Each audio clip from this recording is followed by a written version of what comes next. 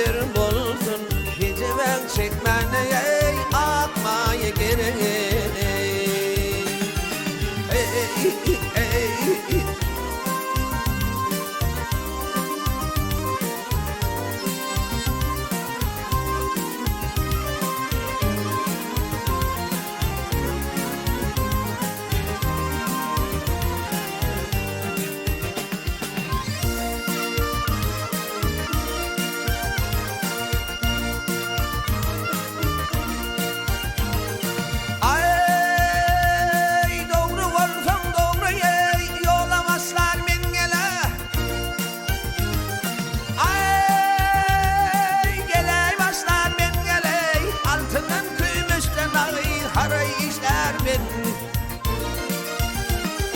Sen almadın bu şalığım taslar men geley, gece ben çekmene gel gel akma yuh gerek.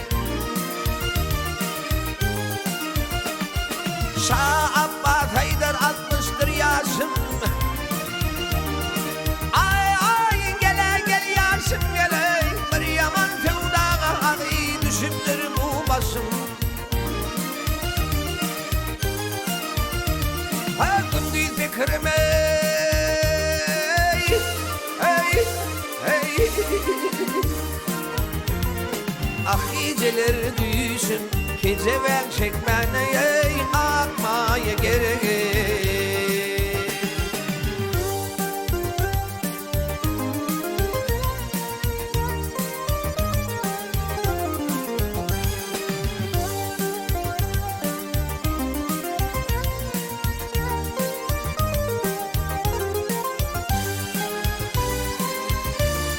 Kezeden çekmen atmaya gerek. Çekmen kezeden nermaya